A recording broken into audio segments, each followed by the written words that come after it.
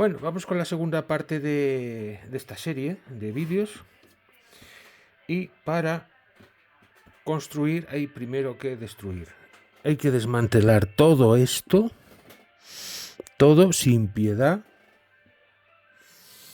Vamos a ver qué podemos hacer con el condensador variable, si nos toca dejarlo donde está o poner otra cosa. Es que vaya la que hicieron aquí. Han puesto aquí cosas. Hay aquí un hierro ahí.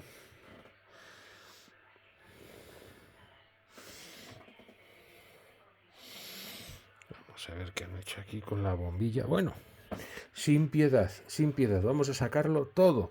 No vamos a dejar un solo componente vivo.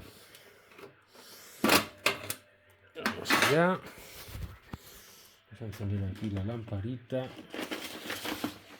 A ver si te veo.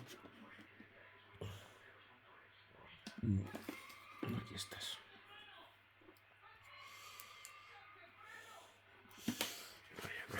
No está enchufada. No está enchufada. A ver si.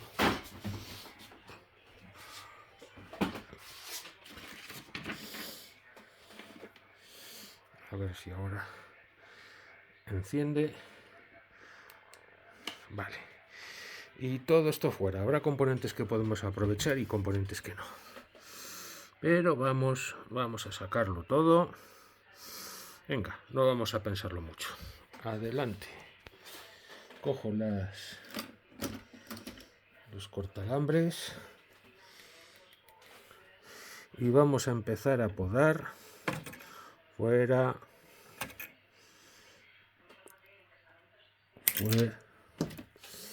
Esta resistencia tiene buena pinta. Esta puede que nos sirva después. Fuera.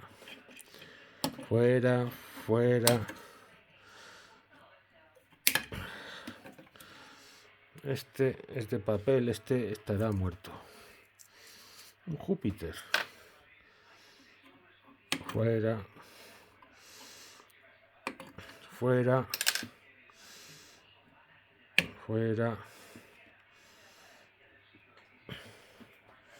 Bueno, como esto puede ser bastante largo, voy a cortar y voy a liarme a sacar componentes fuera de cámara. Así que cuando tenga esto quitado, os aviso. Venga. El montaje es realmente terrorífico. Mirad qué conexiones me han preparado aquí.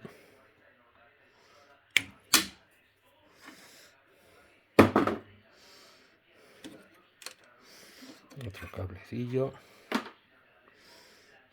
Este es una self, parece. 200 voltios. Escasito me parece para el tipo de aparato que es. Bueno.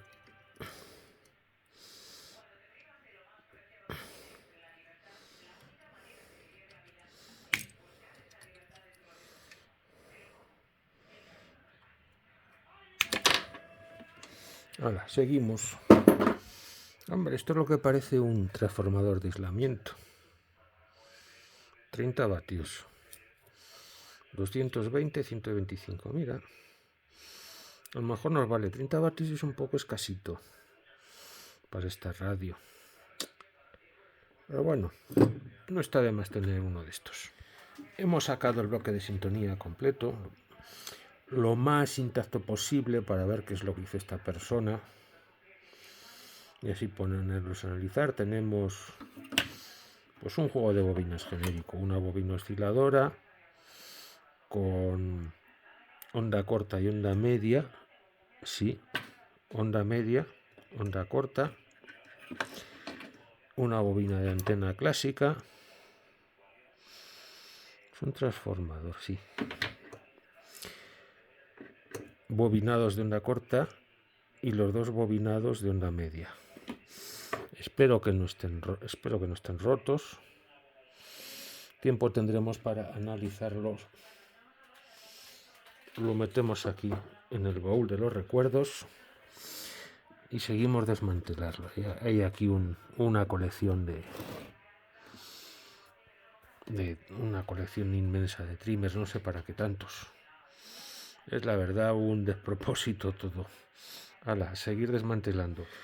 Aquí podemos ver las conexiones de los botes de FI por debajo.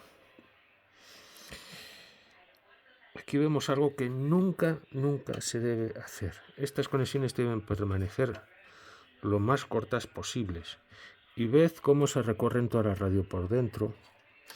Y aquí me temo que con la tijera me paso cortando de más y me va a tocar empalmar. Pero bueno, aquí tenemos los dos botes de FI que sacaremos. Veremos si aprovechamos estos o ponemos otros. Porque esto es la pega que tienes, que son cuadrados. Tendremos que comprobarlos y ver en qué estado están. Bueno, pues ya hemos terminado de vaciarla. Esto que era el antiguo control de tonos lo convirtieron en el control de volumen. Esto en el cambio de bandas, cuando en el original era el volumen. Y ya está Mondo y Lirondo. Listo para el túnel de lavado. Le vamos a dar bien de jabón, bien de agua, sin cortarnos un pelo, porque aquí no hay ningún componente que se pueda dañar. Pero eso ya lo haremos mañana. Tiene como lag.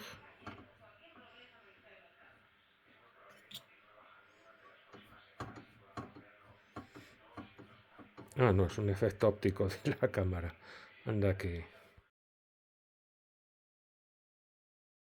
Otro segundo detalle. Ay, es que no se acaba de descubrirlo todo. ¿Ves aquí este tipo de escala?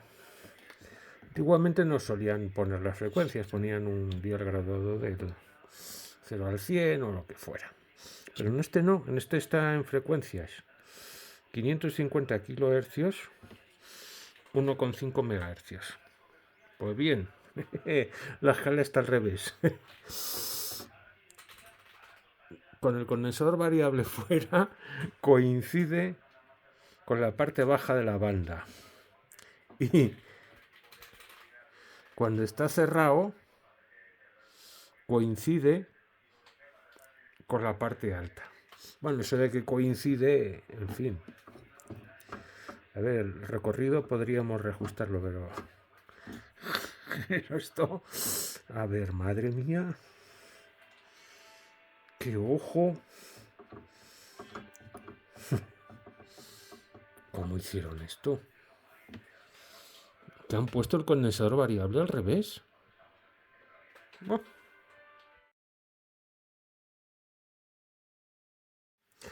Tenemos aquí un condensador de 3 cuerpos. No sé si se podrá adaptar.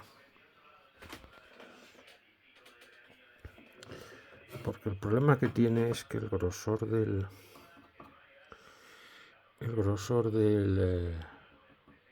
eje es muy grande comparado con... Bueno, ¿comparado con qué? Que tampoco... El prisionero tiene el agujero más gordo.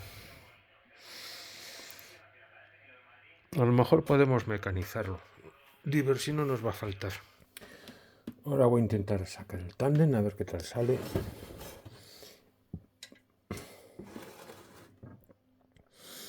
Para ver qué podemos hacer con él. A ver si hay alguna cosa que podamos. Vamos allá. Las dificultades nunca vienen solas. Mira qué cabezas. Utilizar los tornillos de el tándem como punto de anclaje de componentes para soldaduras. Esto lo nunca he visto. Ay, por Dios. No nos queda otro remedio que llamar a la bestia. A ver si podemos deshacer esa cosa. Que no escatimó esfuerzos en el destrozo. Se empleó a fondo en trabajar mal. ¿Quién hiciera esto? Bueno, pondremos este. Tiene el problema de que el eje es muy gordo. Tendremos que ponerle ahí un racor que haga una reducción. Pero es un genuino condensador de 3 cuerpos.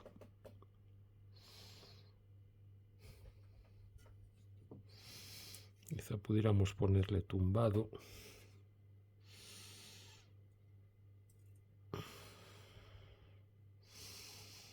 Pero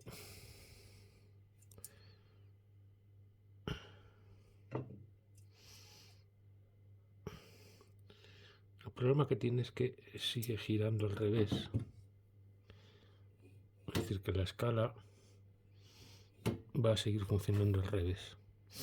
Hombre, si no queda mal. Además es relativamente fácil de fijar. Puesto estos separadores plásticos, podía haberlos puesto metálicos. Pero bueno, no me disgustan. Se pueden pintar de negro para que no den tanto el cante. Pero quito la terrible chapuza aquella de... ¡Qué barbaridad, qué destrozo! Ahora lo importante es encontrar un racor. Bueno, pues nuestro objetivo hoy va a ser fijar el condensador variable de 3 cuerpos que tenemos aquí y adaptarlo al chasis. Para eso tenemos este reductor y unos prolongadores de eje. Y lo primero que vamos a hacer es buscar una llave Allen para eso. A ver si aquí hay suficientes cosas o...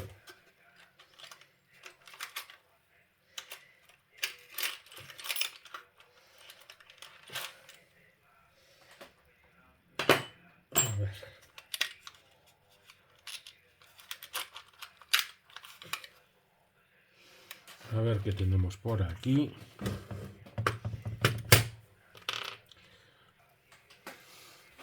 Vamos a ver qué tal entra la reducción. Estupendo. Entra bien. Pues vamos aquí a atornillarla. A ver si tenemos una llave para esos tornillos. Que no se pierdan.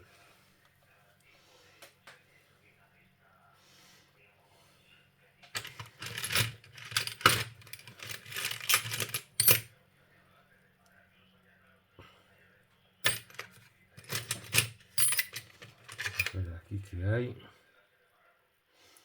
O son muy grandes o son muy pequeños.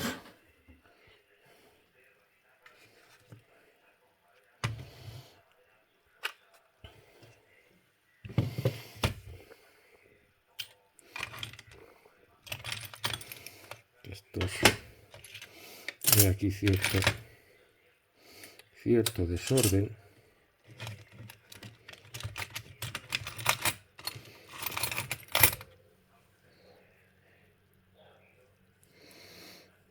Ah, mira, hemos dado con la medida. Bueno, pues vamos a meterlos y luego continuamos. Bueno, ya hemos premontado nuestro eje. Es lo que necesitábamos. Hay que cortarlo lógicamente. ¿Veis? Esto entra ahí, justo ahí. Tenemos que ver cuánto hay que cortarlo. Hacer unas perforaciones para las patas. Y acabar de montar el mecanismo.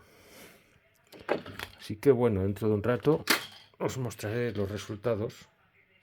Bueno, pues ya lo único que nos falta es fijar el tándem al chasis. Está simplemente superpuesto, pero el mecanismo parece que funciona perfectamente.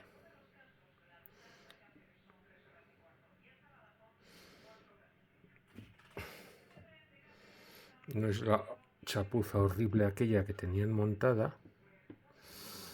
No es que me entusiasme, pero por lo menos ya tenemos el tándem triple de la radio y una sujeción más o menos digna, sin chapuzas raras. En fin, es que mirad lo que hicieron al pobre tándem original. Esto es un crimen inmenso, como horrible.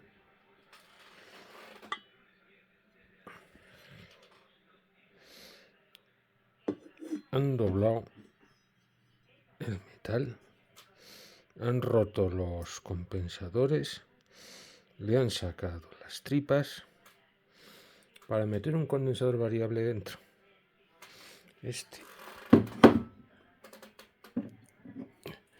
Que la verdad no es mal condensador, o sea, le aprovecharemos. Pero es que hay cosas que no tienen ni pies ni cabeza. No había necesidad de haberlo cambiado. Por mucho que quites todas las válvulas, que cambies las bobinas, los botes de FEI, todo lo que quieras, pero el tándem siempre va a valer. No es necesario cambiar un tándem por otro.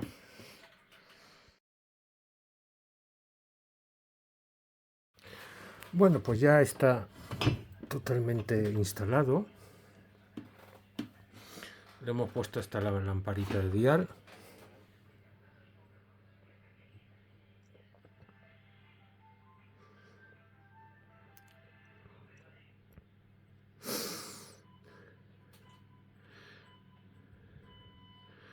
Va con bastante suavidad.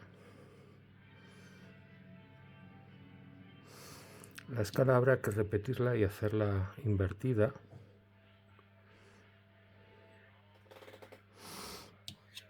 La verdad es que tiene un bonito color sepia que no me gustaría. La verdad, lo mismo la dejo así, digo, porque total va. A fin de cuentas, es cuestión de aprenderse dónde están las estaciones, hacerse una lista. Bueno.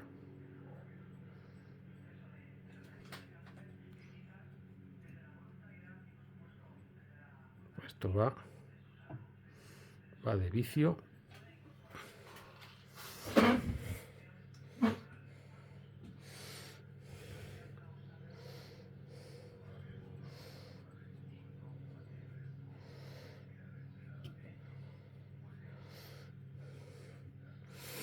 Bueno, no ha tenido mala solución.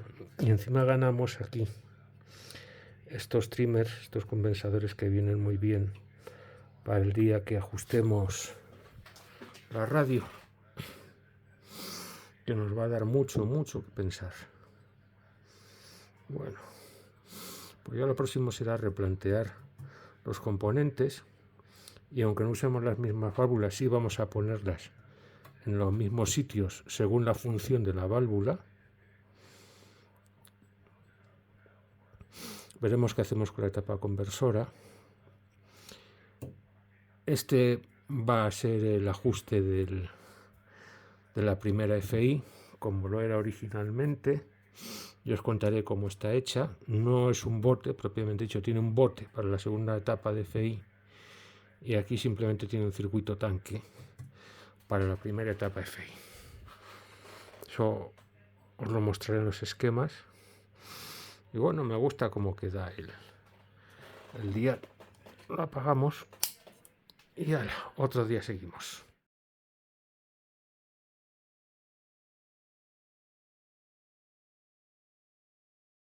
Y continuamos con el esquema de este receptor. Este es un receptor de corriente continua. De hecho, hubo dos versiones, la 82D, que es la de corriente continua, direct current, y la versión de corriente alterna. El nuestro es la versión de corriente continua. Os puede sorprender a muchos, pero hubo una época en que a las casas antiguamente en algunos sitios llegaba corriente continua. ¿Por qué? Porque era generada por una dinamo y no por un alternador la corriente. En pequeñas centrales eléctricas, que podía ser un molino de agua que tuviera conectada a una dinamo, o como pasaba en Estados Unidos, que hubo una temporada que hubo cierta competencia entre la corriente continua y la alterna, con las discrepancias entre Westinghouse y Edison. Pero sin meternos en estos detalles históricos, vamos a ver que vamos a ver básicamente cómo está hecho. Podemos ver a la entrada unas bobinas de choque de gran tamaño. Esto es debido a que podríais pensar, bueno, si es corriente continua, ¿por qué necesita condensadores de filtro? Dice, porque no es corriente continua pura, es corriente pulsatoria, porque procedía de una dinamo con su colector y sus escobillas y generaban un rizado. Este receptor disponía pues, de una shell bastante grande, como podéis ver en el agujero del chasis. También podemos ver que tenía una frecuencia intermedia muy bajita, de 130 kHz, no los 455 típicos o 475 que vinieron ya a mediados de los años 30. También podemos ver detalles curiosos, bueno, este no tan curioso. Recordad que utiliza un condensador variable de 3 cuerpos, un tándem de 3 cuerpos, y tiene un primer circuito sintonizado, gobernado por uno de los condensadores variables del tándem, y luego ya un segundo condensador variable, es decir, que vemos que está haciendo una doble sintonía. No hay una etapa amplificadora entre medias,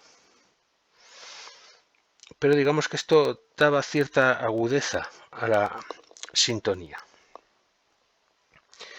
También tenía un trimmer de ajuste. ¿Esto a qué es debido? Pues a que lógicamente el fabricante no podía saber con qué antena íbamos a encontrarnos. Era un hilo de una longitud arbitraria que cada cual ponía en su casa o en su azotea como podía,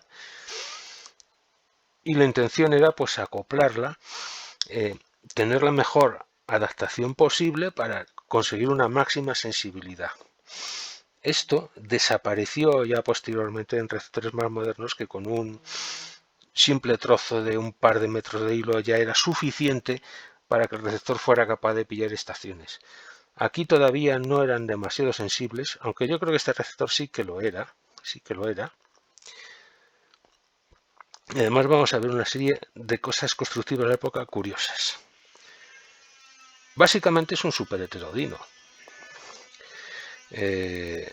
Pero, como podéis ver, solamente hay un bote de frecuencia intermedia.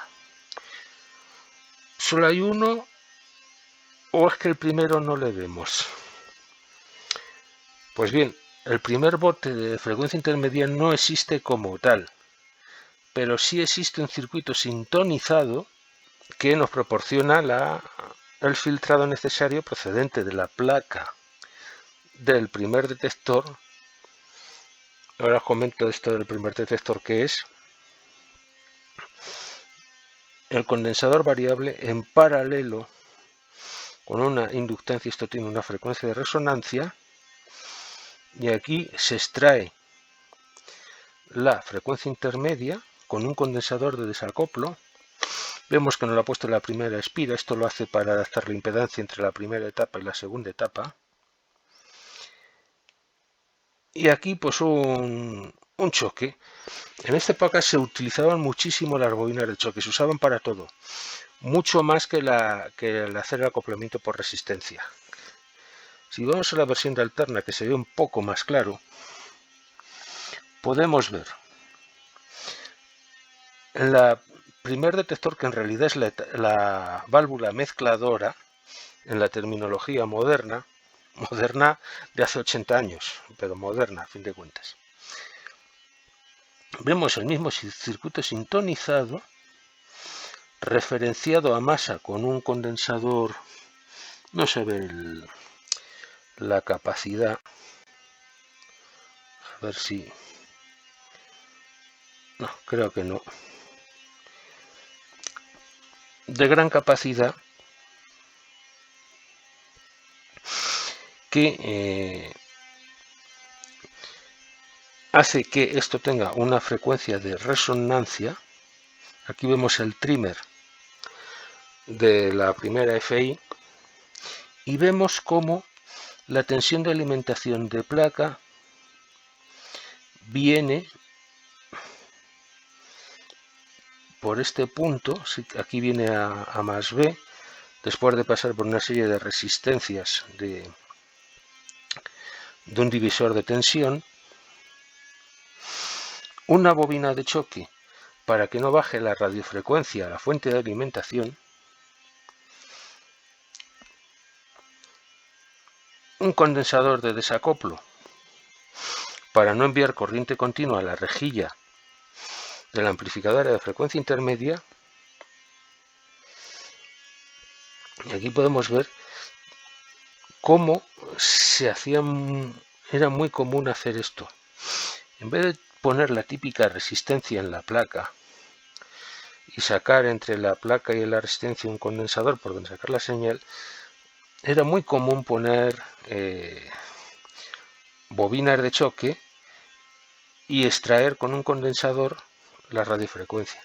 Eso ya pasó a la historia hace mucho tiempo, excepto en grandes amplificadores de radiofrecuencia, como podría ser un amplificador lineal a válvulas o un transceptor que todavía tenga un PA basado en válvulas, que si lo veis por dentro está construido de una forma parecida. Hay una bobina de choque que envía la señal de alimentación de alta tensión a la placa de la válvula y la radiofrecuencia se extrae con un condensador.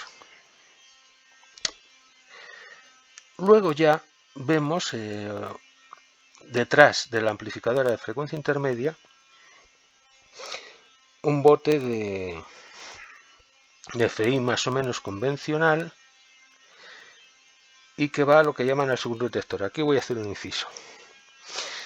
En el lenguaje de principios del siglo XX, el primer detector en un superheterodino hacía referencia siempre a la etapa mezcladora o conversora de frecuencia.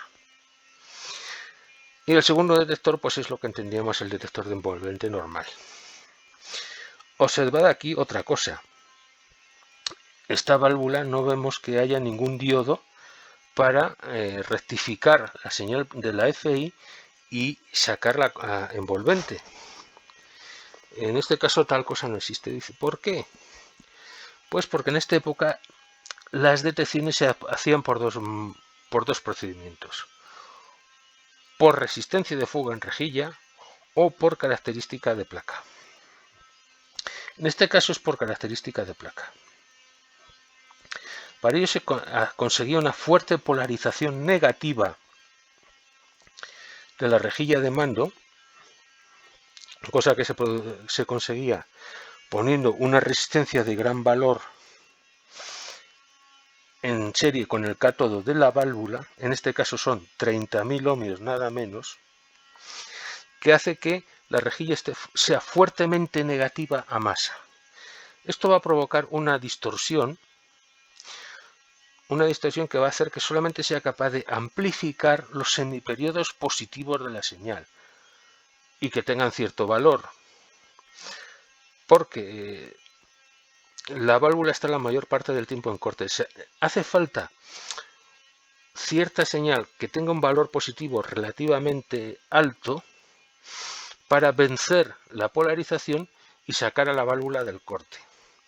Además, esta válvula era del tipo de las que conocíamos de tipo de corte neto, frente a esta otra que solían ser de pendiente variable o múltimo, porque lo que se persigue es que esta válvula haga lo más fielmente posible la detección, porque si pusiéramos aquí una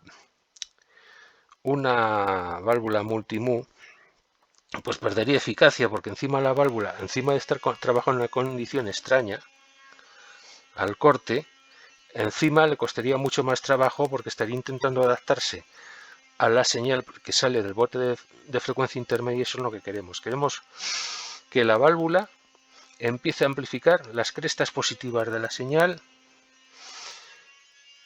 y para ello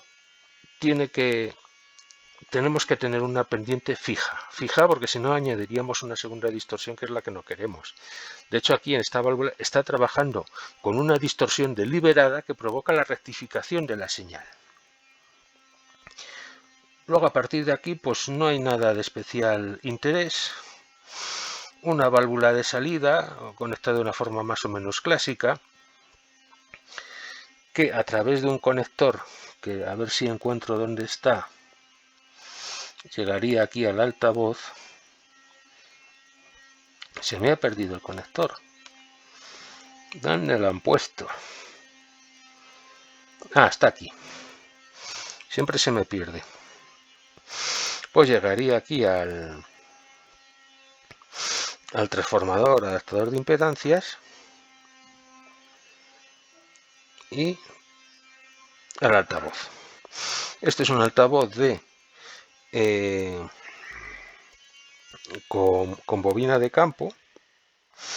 Aquí la bobina de campo también juega cierto papel en el filtrado de la tensión de alimentación o corriente de alimentación. Vemos que tenemos la excitación del altavoz puesta en la rama negativa del filtro pi. A ver si te encuentro dónde estás.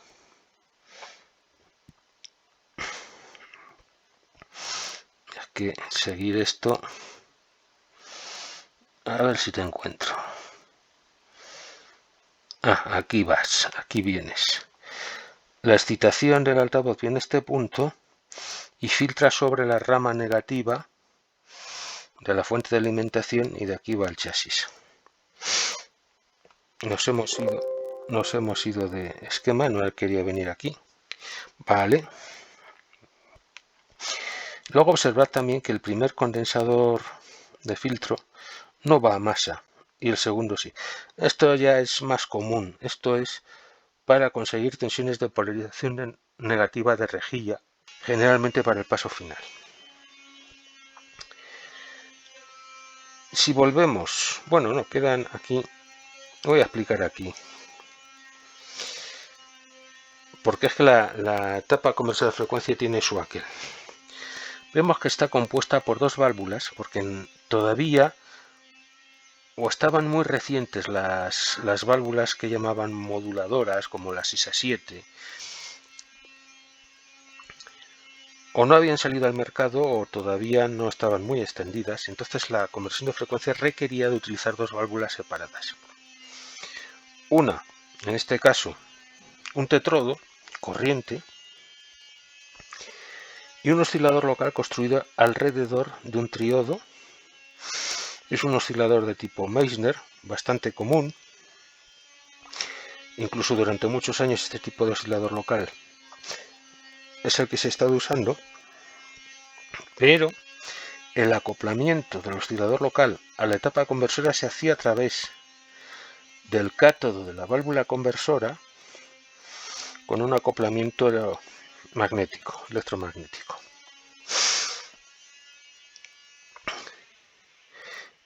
Y bueno, pues otro detalle. El hacer este tipo de detección dificulta mucho construir un sistema de control automático de ganancia. Pues aquí el sistema de control automático de ganancia es súper complicado, porque he requerido meter una válvula adicional, otro tetrodo, para proporcionar las tensiones negativas de control de las rejas de mando de las válvulas, que en este caso tienen que ser de pendiente variable para que este sistema funcione.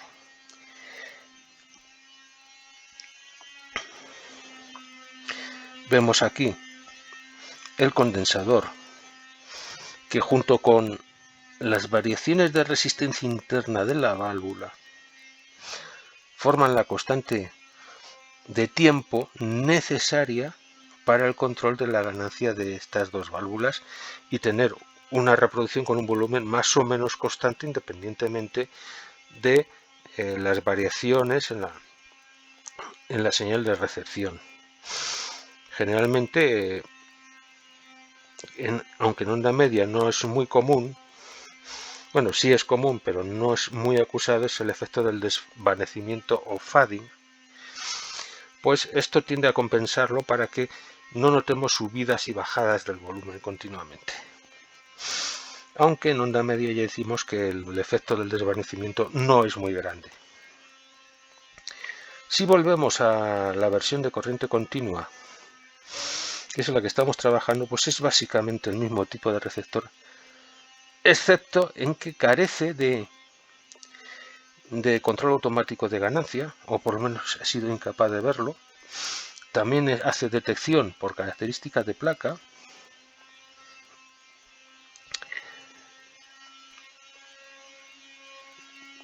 Y bueno, tiene aquí un control de tonos basado en un conmutador de 3 posiciones en vez de un potenciómetro. Pero ¿qué pasa con este tipo de receptor?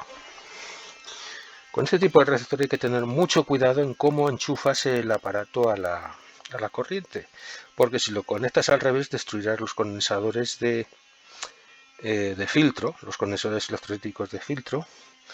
Estos concretamente este y el otro que no veo dónde iba a parar.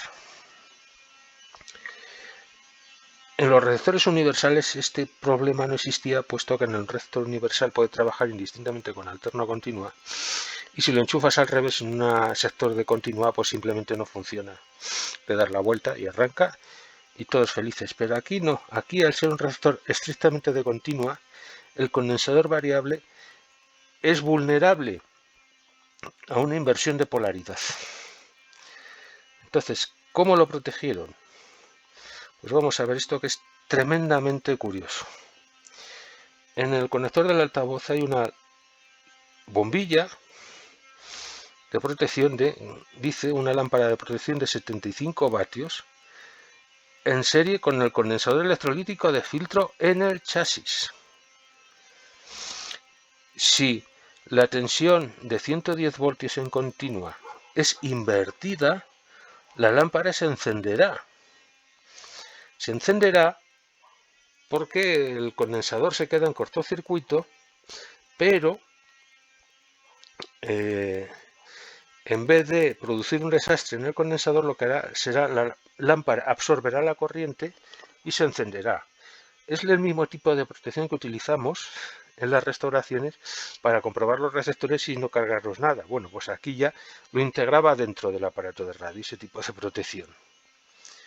Luego añade que cuando la clavija está correctamente insertada, la lámpara no lucirá, lógicamente, o lucirá solamente unas décimas de segundo hasta que el condensador se cargue.